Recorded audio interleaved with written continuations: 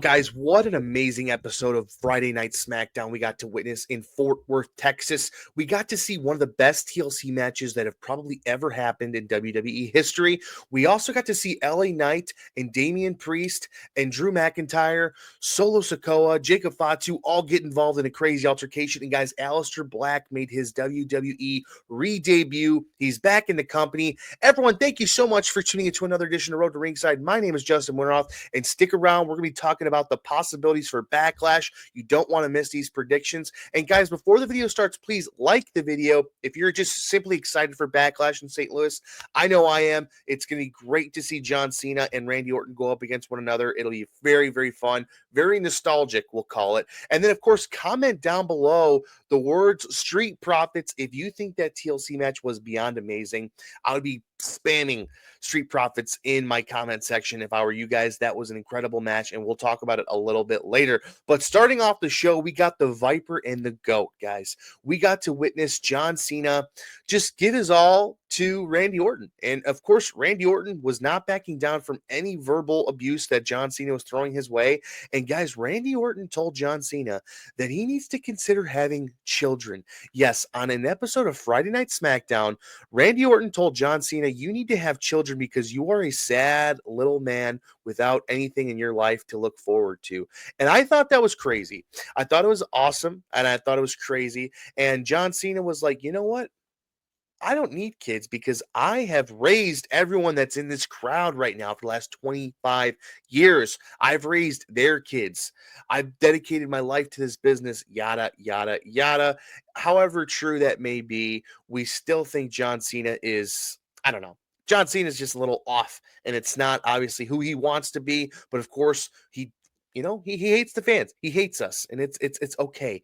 It's okay. But guys, John Cena has claimed multiple times now that the he's going to ruin wrestling, one, but he's going to be taking that title home with him. Okay, so that title that we see that he's holding is going to no longer exist, and I'm not really sure what he means by that. I know for a fact he's going to have to lose that title before he retires, but honestly, with all these surprises we've been getting in the WWE, who knows what's going to be happening? I'm sure as hell not. And I don't know what the next steps are here. But of course, I want to ask everybody, and please comment down in the comment section below, are you excited to see this match? And honestly, the feedback that I've gotten so far is not too positive. People are not super excited about this match just because of the pacing, right? John Cena, people seem to think that John Cena purposely wrestled slow and not as fun as he should have in that WrestleMania match against Cody Rhodes. So I'm not too certain as to how this match is going to go. I hope it's a banger, but of course, we can't have too high of expectations for John Cena because he's here to ruin wrestling, guys. So if that happens, of course, I'm going to be upset, but ultimately, at least we got to see Randy Orton square off against John Cena one last time. And predictions on this match, I don't see John Cena dropping the title anytime soon, but of course, we'll have a whole prediction video and we'll talk about that then and there. But guys, this is gonna be a fun time, and I love the segment in the promo off that they had tonight. It was very long, it was very in depth, and we got to see a little bit more of that darker side from John Cena because Randy Orton brought it out. But I would have never thought that Randy Orton would be a face and John Cena would be a heel. If you asked me 6 months ago, I would have told you, yeah, you're crazy. So we'll have to see. I hope the Viper comes out and destroys the GOAT. All right, moving on. We got Fraxium making their WWE debut, and I should say their SmackDown debut. Obviously, they're in NXT, but of course, we got Nathan Frazier and Axiom just destroying Los Garza. I mean, this was an incredible match. They did some crazy things, some really, really high-flying antics involved here, and I loved every second of it. These guys are so deserving of a main roster spot, and what they did tonight just goes to show that you cannot sleep on these tag teams divisions, guys. These are going to be some very, very fun high flyers, and they have a lot to prove, and I can't wait to see what's next for them. And Los Garza was the perfect opponent for these guys because, again, high flying, and then they have a lucha background as well, so they did a great job, and they really showed why Fraxium deserves to be on the main roster. And then are we going to be seeing Fraxium go up against the Street Profits at Backlash? God, I hope so. I want to see this match happen so badly, but of course, giving them a pay-per-view right after their debut is not going to be ideal. But again, I am excited that they're in the main roster finally. They did an amazing job, and I can't wait to see what they do in this SmackDown tag division, which is already super hot. But now you get some new young blood in there, and it's going to be even more exciting. So glad to see them in there, and they just killed it. We can go through all the specifics of the match, and ultimately they were doing some unbelievable stuff. And Nathan Frazier's finisher, uh, it's godly. It's godly. It's something we've never seen before. And in order to be relevant in this business, you got to keep doing stuff that no one's seen before. And these guys have potential to do that every single week. So shout out to them. Shout out to Fraxium. They're going to be really, really fun to watch for the next, I don't know, 10 to 15 years. So good for them. And moving on, we got Jade Cargill coming out mid Tiffany Stratton promo and demanding a match right then and there. So I was not ready for this at all. I had absolutely no clue what the WWE was going to pivot to for Tiffany Stratton, but the fact that it's Jade Cargill makes me very happy. I love the idea here. Jade has really stepped up her game on the mic and also in the ring. I think that she is finally ready to be a women's world champion. She has deserved it. She's really put the work in, and man, she looks good out there. I mean, she just genuinely looks good, and she kills it every time she's in the ring. Most recently, so of course, Tiffany is really over still. I mean, that's the thing that we have to consider here. Tiffany Stratton is beyond over, and the crowd loves her. Tiffy time is in full effect right now, but you know what? A storm's coming, and I hope to see this match. I don't know if we're going to be seeing it at Backlash because, of course, I should say we did get the interference with Naomi, and then, of course, we also got the interference with Nia Jax, who has made her return. Nia Jax is back, and it seems like she's after Tiffany Stratton with the vengeance. Now, of course, we're not really sure how this is all going to play out. Is this going to be a tag team situation with Tiffany and Jade versus Nia and Naomi? We did get a little vignette there with Naomi and Nia Jax. And then Naomi's like, get out of my way, basically. But who knows how that's going to play out. But I am excited to see where this goes. Now, I'm not too pumped that Nia Jax and the Tiffany Stratton feud is going on again. But, of course, it is exciting to see Nia Jax. She's so hated. And I love that she's also gotten significantly better in the ring and also on the mic. So it's fun to see. I'm not really sure where this is going to go. I don't think we're going to be getting a Tiffany Stratton versus Jade Cargill match at Backlash. But I definitely think that match is going to be coming up at SummerSlam. So we'll have to see what happens there. And moving on, we got to see Zelina Vega finally win singles gold. This is her first title that she's ever won in the WWE, and she's been doing it for quite some time, folks. So this needed to happen, and I'm not saying because Zelina Vega needed to win a title. That's awesome to see. I think she's definitely deserving of it. But I'm more saying that that Chelsea Green definitely needed to get this title dropped, and it's kind of time to see where she goes moving on from here. Now, I don't want to see her how she was utilized prior to this match, prior to her holding the U.S. title. I want to see her really get some opportunities here. Like, I really think Chelsea Green could be up there with Tiffany Stratton, can be up there with Jade Cargill. I think she has the potential to do that. So I'm really hoping that she gets an opportunity in the big leagues per se, and gets that time to shine and really demonstrate why she deserves to be in the main title picture. And who's Zelina Vega's first opponent going to be here? I'm not really sure. This can go a lot of different ways, guys, but I would really like to see her go up against someone like Naomi. I think that's a very deserving match to have because Naomi, as a heel, is so hated right now, but I'd love to see Naomi with a title as well. Like, I think she's very deserving of that. Is she ready for the main title picture? I don't think so just yet, but her getting the U.S. title and kind of straying her away from Jade Cargill so she can focus on Tiffany Stratton. I think this is a great way to start off Naomi's singles run. All right, and we got the Aleister Black debut, guys. This was so cool. His entrance is phenomenal. His music was pretty good. He didn't get Def Rebelled. I think this was very good, very thought out process. His entrance with him coming up with like a coffin, it seemed like. He had all the candles in the background. I love how mysterious Aleister Black really is. Like, his character is so cool. This is something that WWE really, really needed. Now, of course, we still have the Wyatt Six, but we're waiting on Bo Dallas to get healthy here. But this is something that the WWE needed. We're we're kind of seeing a lot of comical characters. We're seeing a lot of just straight up, baby faces and heels, but we're not seeing like mysterious characters that, you have questions about. Aleister Black is that guy who can really come out and you're going to ask questions like, where did he come from? Who is this guy? What's his gimmick here? And this is so cool. I'm so happy he is in the WWE. And then, of course, right before his debut is Zelina Vega, his wife in real life, actually won the title. So it's really cool. It's what a good night for that family, But before we go into Aleister Black a little more, let's talk about The Miz. The Miz came out and is like, you know what, man? After talking to Carmelo and giving him that chain, he's like, I got to go out and get some stuff off my chest, The Miz proceeds to talk about why wasn't he selected for the Randy Orton match? Why wasn't he selected for this? Why wasn't he selected for that? He's been doing this for 20 years, and John Cena is getting all the credit in the world right now, but The Miz is just kind of there. I totally agree with that sentiment, but at the end of the day, I think The Miz understands what his place in the company is, and he's a-okay with that because he's still getting paid fat, and he's just living his life, guys. He's just living his life. But of course, I think that him not being considered for that match with Randy Orton is a little skeptical. I think that he definitely deserved an opportunity there, but it is what it is. Joe Hendry made the best of it, and I think that was sick. That was such a crazy opportunity, and what a fun time that really was. Now, moving back on to Aleister Black, he can do big things in the WWE, right? I think this is a guy that can be a title holder at some point in time for sure. I think that his mysterious character and his in-ring ability is amazing. I think that he could definitely be someone that challenges a Jey Uso and or a Gunther. I don't think he's quite at that level to be, going against John Cena and or Cody Rhodes. I think this is something that needs to build for a couple of years before we really start putting stock in this guy. But I think he can do really big things in the WWE. It's really exciting to have him back, like I said. And what's his first storyline going to be?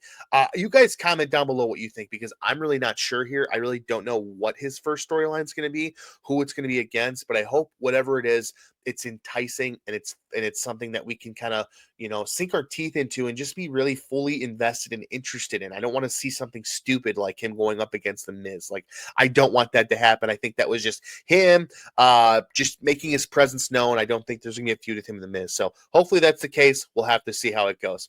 All right, we got Drew McIntyre going up against LA Knight. But first, before we talk about those guys, let's talk about Jacob Fatu. Jacob Fatu is our new U.S. Men's Championship holder, and my goodness, his aura is undeniable. He's so over. The crowd loves him, and I love that in that segment with him and Solo Sikoa. Solo Sikoa is like, I'm the reason why Fatu's here. I'm the reason why Fatu won the championship. I'm this, I'm that. And ultimately, Fatu snatches the mic out of his hand, and he's like, let's get something straight. I was going to win this with or without you. I didn't need you, but ultimately, I guess there might be some truth in that with Solo saying that he brought him in the WWE and he kind of helped him stay out of trouble, right? But you know what? At the end of the day, Jacob Fatu is on a completely different level than Solo Sikoa ever has been, and I think it's exciting to see. Now, of course, Drew McIntyre and LA Knight both come out because they want a chance at that title. But guys, I'm going to tell you right now, I want to see Drew McIntyre go up against Jacob Fatu so freaking badly. But of course, Drew getting his chance at the title is great. Him and Fatu would cook. Now, that's just going on to my previous point. This would be amazing to see, because you got two juggernauts and two guys that are tweeners that you really don't know who to root for. But of course, I want to see Fatu continue to maintain this reign and really just keep building on it. I want him to become so over that he's in that main title picture, which I think is right around the corner for him. But of course, we got Drew McIntyre, who I love, and I think that he's in that same conversation, in that same realm as well. Now, of course, the match happens between LA Knight and Damian Priest to be a number one contender for the U.S. title. The match gets interrupted.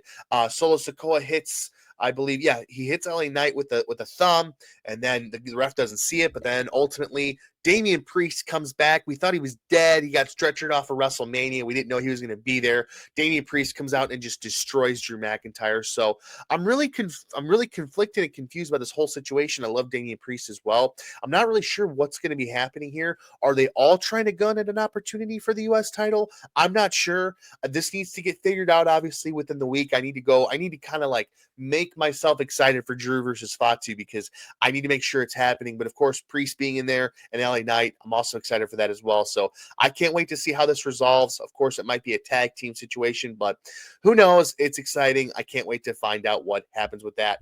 All right, guys, the main event. We finally get to the TLC, the tables, ladders, and chairs, and the Street Profits end up retaining the titles. Oh man, what do we like? There's not enough I can say about this match because it was just a perfect amount of everything. I mean, they just destroyed everything in the best way possible. This is an A++ match. I think that this is a match that's going to be going down in history as one of the best Friday Night SmackDown main events of all time. You know, Street Profits, Motor City Machine Guns, and then also DIY just destroyed everything in the best way possible. They killed it, and the match was just a phenomenal display of athleticism and dedication to the company and their bodies and their hearts and their souls. Like, this was just a great thing to see. What really ignited the energy and then understanding that this is a really good TLC match was Johnny Gargano hitting Montez Ford with a DDT off of that ladder in the beginning of the match. That's what really solidified everything for me. That's where I was like, okay, this is about to be crazy lit. You didn't really know what these guys are be doing, but then tables start getting busted out, chairs, guys, and then I'm gonna kind of sway it all over to Montez Ford. Montez Ford is a freaking star. Now, the Street Profits are officially over. Like they're in with the crowd now, but guys, Montez Ford is a bona fide star. This guy is just unbelievable with everything he does. All the solo spots that he had in this match were insane. Guys, he took someone, this was obviously improvised. There's no way they could plan this. Montez Ford took an amputee's prosthetic leg and used it as a weapon, and the crowd went ballistic.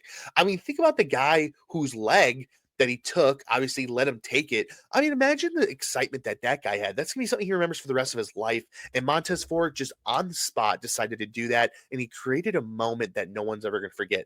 And the things that Montez Ford was doing were just unbelievable. I'm so glad that he's finally getting the recognition that he deserves, and I'm so glad it was him being up top, getting the titles for him and Dawkins. This was such a crazy match. I wish I could literally like watch it over and over again. It was so amazing. It doesn't get much better than this. And like I said, guys, Montez Ford is a star. He deserves all the roses. And you know what? He gets to go home to Bianca Belair every night. So shout out to him. He is living his best life. He is the tag team champ, and he gets to do whatever the hell he wants. I can't wait to see who their next opponent is. Again, I did speak earlier about Fraxium possibly being their next opponent, but of course, we'll have to see about that. Of course, we got DIY and Motor City Machine Guns just kind of there, and then, you know, what's their next step? And we got Tommaso Ciampa without his beard. He looks crazy. I mean, he looks better. He looks like 10 years younger without his beard. So, but Motor City Machine Guns did their thing, and then DIY also did their thing. Johnny Gargano was also the star of this match.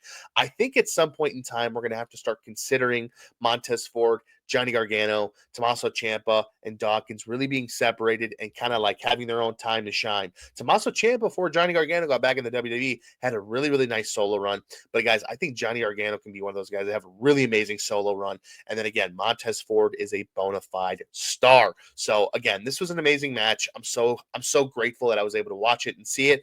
This was a fun time. Moving on to the overall thoughts, guys. I loved every second of this SmackDown. It did not feel like 3 hours. Everything they did was perfect. I know it's the week after WrestleMania. They kind of have to put on a good show, but man, I just wish every show was like this every week. They just killed it. It didn't feel like 3 hours. I loved every second of it. Now, next question. When are we going to be seeing Cody Rhodes again? I have a couple different theories as to what's going to be happening here, but I think I'll make a different video for that. But I want you guys to let me know what you think. When are we going to be seeing Cody Rhodes next? Is he still over with the crowd, or is he going to get booed? I mean, I'm really concerned about Cody Rhodes, future in the company here. What's the next steps for him? I can't wait to see what that, resolves to. And I want to see him back in the company ASAP. I do miss him low key. Guys, we got Backlash in a couple of weeks here. Let's get this card solidified. Let's make it happen. I'm pretty certain on Raw we're going to be finding out a couple matches at the very least, what's going to be happening. And it's great. We literally just had WrestleMania, and we're going to be blessed with another PLE in 2 freaking weeks in St. Louis. maybe I'll be able to go to that. I don't know. I don't live too far from St. Louis. I live like 5 hours, but whatever. I'll make it happen. I'll make it happen. Guys, thank you so much for tuning into another edition of Road to Ringside. If you haven't already, please like the video. Please comment. And lastly, please subscribe. Most importantly, subscribe, guys. It would mean the world to me. Everyone, thank you so much for tuning in. Have a wonderful rest of your evening. We will be talking about Monday Night Raw. We'll do a preview and then a review of that, of course. And then we'll maybe do some predictions for Backlash. But for now, have a great weekend. Enjoy the night and enjoy SmackDown and Raw. Have a good one, guys.